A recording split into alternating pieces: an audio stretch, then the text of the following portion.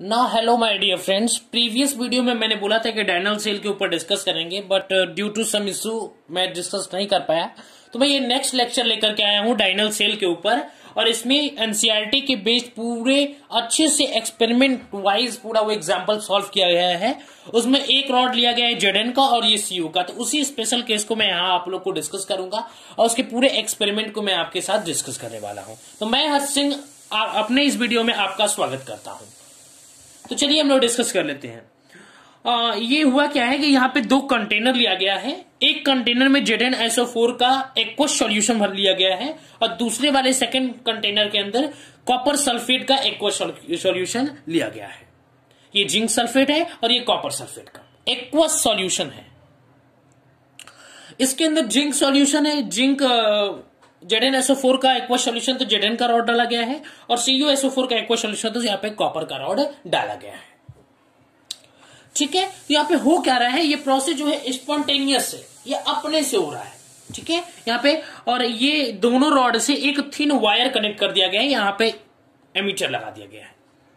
ठीक है, तो हो क्या रहा है देखिए, यहां हो ये रहा है कि यहां से Zn जो है Zn2+, ये जो रॉड है यहां से Zn2+ निकल करके इसके जो इलेक्ट्रॉन्स है ये रॉड के ऊपर जमा हो जा रहे हैं। क्या हो रहा है, Zn2+ का मटेरियल इस लिक्विड के अंदर डिसॉल्व हो जा रहा है, इस सॉल्यूशन के अंदर डिसॉल्व हो रहा है और इसके जो निकल रहा है इलेक्ट्रॉन जो निकल रहा है वो जाकर के रॉड के ऊपर चिपक जा रहा है और वो इलेक्ट्रॉन मूव करते करते करते करते करते वह इस कॉपर के रॉड के पास पहुंच गए। अब Cu2+ इस सॉल्यूशन के अंदर है और SO4 2- भी है, लेकिन Cu2+ को इलेक्ट्रॉन दिखा, वो जाकर के Cu2+ इलेक्ट्रॉन के साथ जाकर के चिपक जा रहा है। तो ये जो प्रोसेस है कंटिन्यूअसली चलता रहा है, लेकिन कुछ समय बाद क्या देखा गया कि ये जो Zn2+ है ये सॉल्यूशन पूरा पॉजिटिव हो गया। क्या हो गया बेटा, ये सॉल्यूशन पूरा पॉजिटिव हो गया। तो यहां पे देखा क्या गया कि Zn2+ या इस सॉल्यूशन के अंदर Zn2+ का अमाउंट जो हो गया वो काफी ज्यादा हो गया, क्योंकि Zn2+ इस रॉड से निकल रहा है, इलेक्ट्रॉन इसके ऊपर जम रहे हैं। तो ये क्या हुआ कि अगर ये सॉल्यूशन पूरा पॉजिटिव हो गया, अगर ये सॉल्यूशन पूरा पॉजिटिव हो गया तो ये इस रॉड के ऊपर इलेक्ट्रॉन को जाने देगा नहीं, वो अपनी तरफ खींचने लगा। और ठीक प्रकार यहां पे भी यही हुआ कि ये जो Cu2+ जो रॉड के ऊपर जाकर के चिपक रहा था इलेक्ट्रॉन के साथ, तो ये सॉल्यूशन पूरा निगेटिव हो गया। अगर ये निगेटिव हो गया तो ये Cu2+ को जाने नहीं देगा रॉड के पास, क्योंकि नेगेटिव जो है वो पॉजिटिव को अपनी तरफ अट्रैक्ट करेगा। तो ये जो है Cu2+ को अब इस रॉड के साथ चिपकने के लिए नहीं जाने दे रहा है। और एक बात और बता दो कि जो रॉड है यहां पे नेगेटिव चार्ज है, इसलिए इसको एनोड बोलते हैं, क्योंकि नेगेटिव चार्ज है।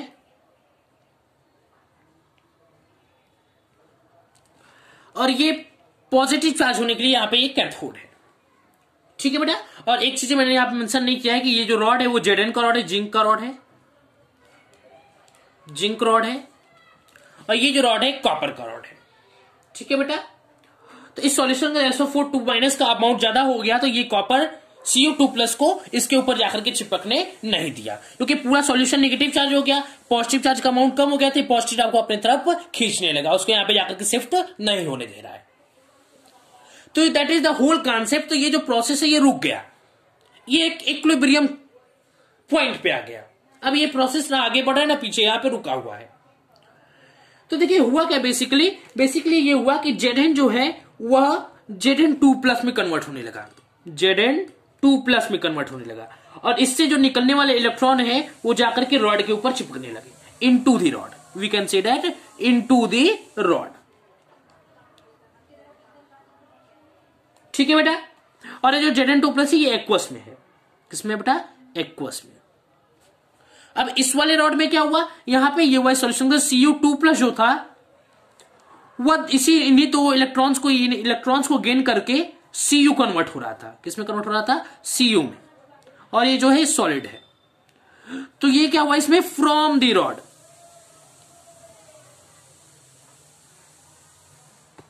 ठीक है, इसमें रॉड से इनटू द रॉड से हो रहा था और यहां पे रॉड पे हो रहा था। ठीक है, तो इसमें इनटू द रॉड और फ्रॉम द रॉड। तो इस ये जो कंटेनर इसको हम लोग ऑक्सीडेशन हाल्फ सेल भी बोल सकते हैं, ऑक्सीडेशन हाल्फ सेल। क्यों, क्योंकि यहां पे ऑक्सीडेशन हो रहा है, इलेक्ट्रॉन का लूजिंग हो रहा है। ठीक है, ऑक्सीजन जो इलेक्ट्रॉन लूज करता है तो वहां पे ऑक्सीडेशन होता है, और रिडक्शन क्या होता है जब इलेक्ट्रॉन को गेन किया जाता है। लॉस ऑफ इलेक्ट्रॉन क्या होता है, oxidation, gain of electron, reduction. या इसको हम लोग लेफ्ट हाल्फ सेल के भी नाम से जानते हैं, लेफ्ट हाल्फ सेल, क्योंकि लेफ्ट साइड में, इसलिए उसको लेफ्ट हाल्फ सेल भी बोलते हैं, लेफ्ट हाल्फ सेल। एक और नाम से इसको बोल सकते हो आप नेगेटिव हाल्फ सेल, क्योंकि यहां पे क्या है, एनोड है, नेगेटिव है, तो बोल सकते हो इसको negative half cell, negative half cell. या एक और नाम से आप बोल सकते हो एनोड हाल्फ सेल, क्योंकि यहां पे एनोड है, आप बोल सकते हो एनोड हाल्फ सेल।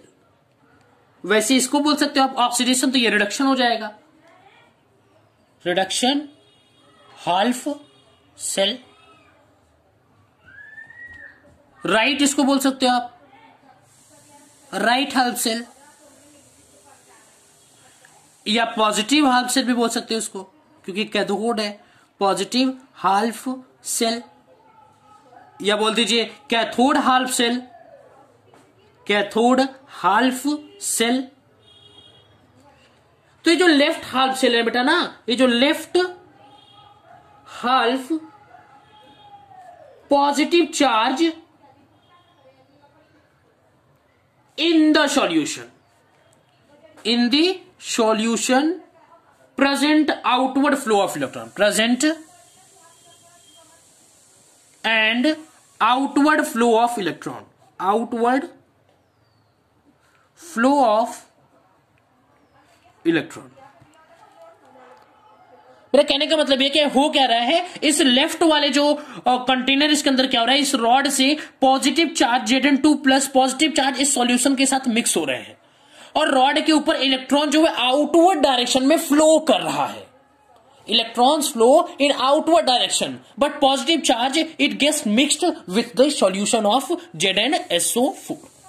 ZnSO4 की सॉल्यूशन से Zn2 प्लस जो है वो मिक्स हो रहा है, और इससे निकलने वाला जो इलेक्ट्रॉन है वो रॉड पे जाकर के चिपक जा रहा है, रॉड पे जाकर के फ्लो हो रहा है आउटवर्ड डायरेक्शन में। और वही इलेक्ट्रॉन फ्लो करते करते करते करते वो सीयू के रॉड से अटैच हो गए आकर के, क्योंकि यहाँ पे एक तार के द्वारा यहाँ पे अटैच है, तो इलेक्ट्रॉन उसके अंदर मूव करते करते सीयू के रॉड पे पहुंच गया। तो Cu2 प्लस को क्या दिखा गया, इलेक्ट्रॉन, तो Cu2 प्लस जाकर के इसके साथ चिपक गया। इसका देखिए क्या कंडीशन है, यहाँ पे कंडीशन है कि right half cell negative charge is solution present inward flow of electron, present inward flow of electron। इसमें क्या हो रहा है कि जो इलेक्ट्रॉन Cu2 प्लस चिपक जा रहा है, और ये इलेक्ट्रॉन यहां पे अंदर सॉल्यूशन के अंदर फ्लो करना स्टार्ट कर दे रहे। कुछ समय के बाद क्या हुआ बेटा, यहां पे सॉल्यूशन तो रुक गया। क्यों? क्योंकि अगर ये इस सॉल्यूशन के अंदर ज्यादा पॉजिटिव चार्ज हो जाएगा तो ये इस इलेक्ट्रॉन को तो जाने ही नहीं देगा, इसको खींचने लगेगा अपनी तरफ, एक फोर्स लगाने लगता है, इलेक्ट्रोस्टैटिक फोर्स के नाम जाते हैं। प्लस और माइनस चार्ज होता है हमेशा, उनके बीच में एक फोर्स लगता है, इलेक्ट्रोस्टैटिक फोर्स। आप क्लास 12 के फिजिक्स में पढ़ोगे भी, ये चैप्टर इलेक्ट्रोस्टैटिक फोर्स है कि दो चार्ज के बीच में प्लस और माइनस दो अगर चार्ज है, उनके बीच में एक फोर्स होता है Q1/Q2/R²। उसी प्रकार ये पॉजिटिव चार्ज इस नेगेटिव चार्ज को, इलेक्ट्रॉन को नहीं जाने देंगे, क्योंकि पूरा सॉल्यूशन पॉजिटिव हो चुका है, तो इस इलेक्ट्रॉन को अपनी तरफ खींचने लगेगा। ठीक उसी प्रकार ये सॉल्यूशन पूरा नेगेटिव हो जाएगा। अगर ये पूरा नेगेटिव हो जाएगा तो ये इलेक्ट्रॉन को, ये क्या होगा, इस Cu2 प्लस को इसके इलेक्ट्रॉन के साथ मिक्स होने नहीं देगा, इस Cu2 प्लस को अपनी तरफ खींचने लगेगा। ठीक है बेटा, अब देखिए यहां पे हुआ क्या बेटा, तो यहां पे एक साल्ट ब्रिज की जरूरत पड़ी। किसकी जरूरत पड़ी? साल्ट ब्रिज की। इसी साल्ट ब्रिज के हेल्प से ये जो प्रोसेस होगा ये आगे बढ़ेगा। अब स्टार्ट होगा, फिर से स्टार्ट होगा, ये आगे कंटिन्यूअस होता रह रहा है। इस प्रोसेस को पूरा कंटिन्यूअस करना होगा, तो कंटिन्यूअस करने के लिए साल्ट ब्रिज की जरूरत पड़ती है। ये होता है कि ये यूट्यूब लाइक स्ट्रक्चर होता है, ये इन्वर्टेड यूट्यूब ग्लास होता है। इसका स्ट्रक्चर देख लीजिए आप।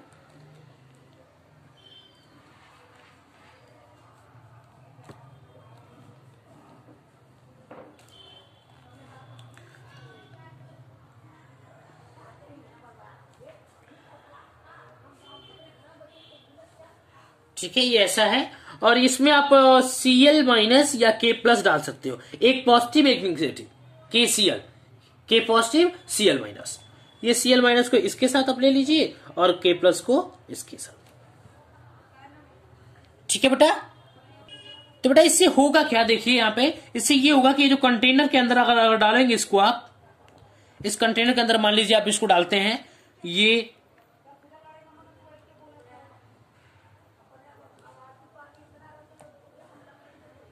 मान लीजिए आप डालते हैं, ठीक है, तो ये पूरा नेगेटिव हो जाएगा, जो नेगेटिव चार्जेस निकल रहा है ये पूरा पॉजिटिव हो जाएगा। ठीक है बेटा, और ये इससे आप अटैच कर दीजिए। ठीक, तो यहां पे positive positive positive positive positive generate हो जाएगा पूरा।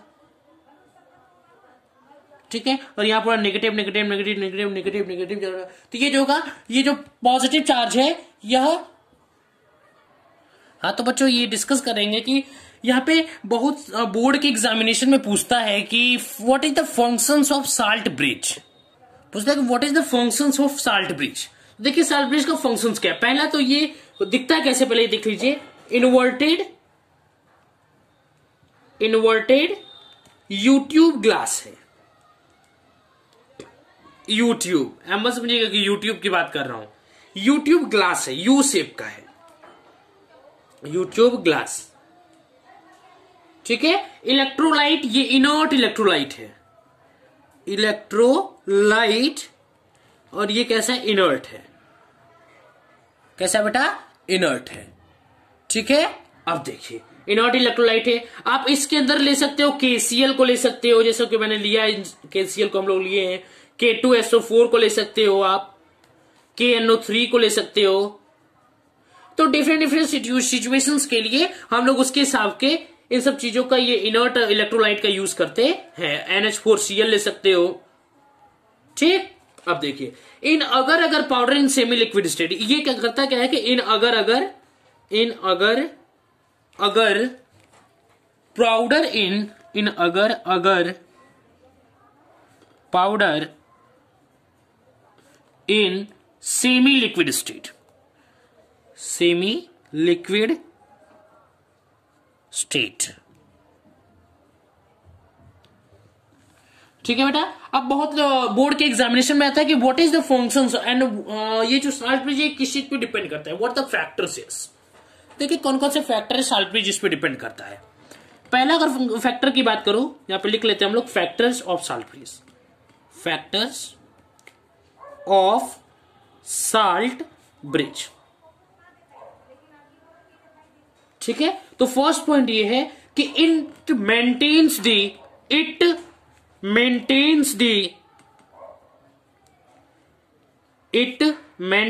The electrical neutrality of half cell, electrical neutrality, NEUTRALITY शायद, न्यूट्रलिटी ऑफ हाल्फ सेल। ये जो पर्टिकुलर रिएक्शंस का जो इलेक्ट्रिकल न्यूट्रलिटी, मतलब इलेक्ट्रिकल मतलब कि इसको न्यूट्रल इलेक्ट्रिसिटी को फ्लो कराने का ये प्रोसेस है, मतलब जो प्रोसेस रुक गया था उसको कंटिन्यूअस कराने के लिए इसका यूज करते हैं। Second, complete the circuit of allowing flow of electron, कह रहा है कि complete the circuit by allowing flow of electron, जो इलेक्ट्रॉन रुक गए थे, फ्लो नहीं कर रहे थे, उनको फ्लो कराने के लिए इसका यूज करते हैं ताकि कंटिन्यूअस प्रोसेस होता रहे और हमें कोई रिजल्ट मिल सके। ठीक है, और थर्ड एक जो है वो है it minimize the liquid junctions and potential, minimize the liquid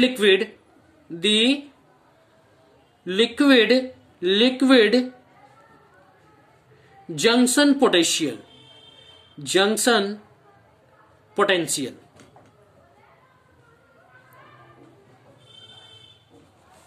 ठीक है बेटा, अब देखिए तो कंडीशंस क्या है इलेक्ट्रोलाइट के, जो इलेक्ट्रोलाइट को यूज किया जा रहा है, जैसे कि KCl यूज हो रहा है, K2SO4 यूज हो रहा है, KNO3 यूज हो रहा है, NH4Cl यूज हो रहा है, तो इनके क्या कंडीशन है, क्यों इन्हीं को यूज किया जाता है, what the condition is behind that, why these electrolyte we have to use at in the salt bridge, what was the condition, let's C.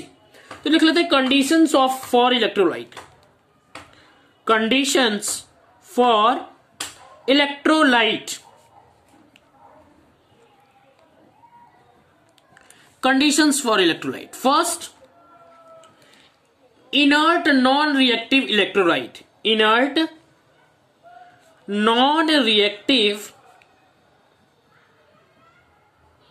electrolyte, ये इनर्ट है, ये इनर्ट नॉन रिएक्टिव इलेक्ट्रोलाइट है, ठीक है। जैसे कि अब मैं बात करूं K2SO4 की, तो ये क्या बना देगा, ये बना देगा 2K प्लस SO4 2 माइनस, ठीक है। अगर यह बात करो तो KCl जो हम लोग यूज कर रहे हैं, तो K plus Cl minus, K plus Cl minus. ये जो इलेक्ट्रोलाइट यूज कर रहे हैं, ये do not react with any ions rods of half cell, half cell के रॉड के ऊपर जितने भी जो भी आयंस है उनके साथ ये इलेक्ट्रोलाइट कभी भी रिएक्ट नहीं करता। Do not react, we can write here do not react with any of ions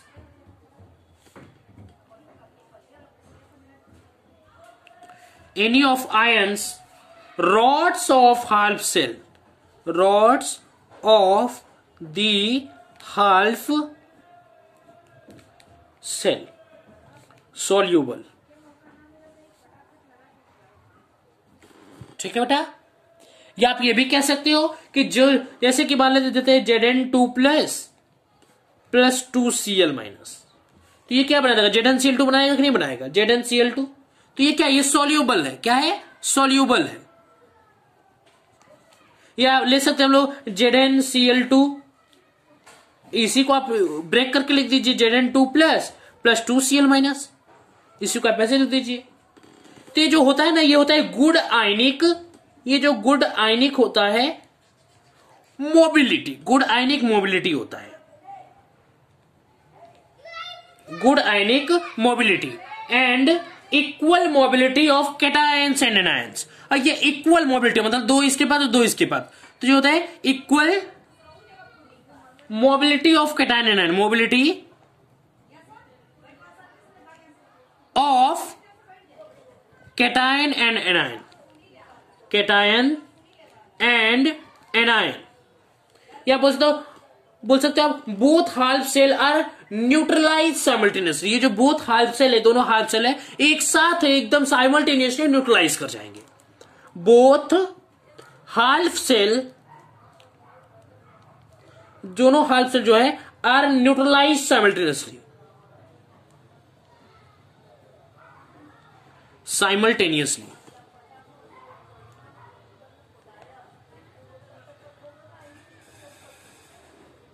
तो ये कुछ फैक्टर्स है of the electrolyte which you have to use in your salt bridge.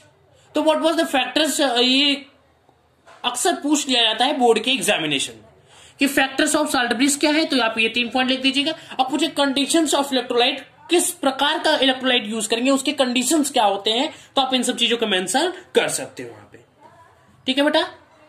अब देखिए अगर हम लोग बात करें इसके पर्टिकुलर डायग्राम की, ये होगा कैसे, इसका पूरा डायग्राम हम लोग, मैं इसको बना करके आपको समझाने की कोशिश करता हूं।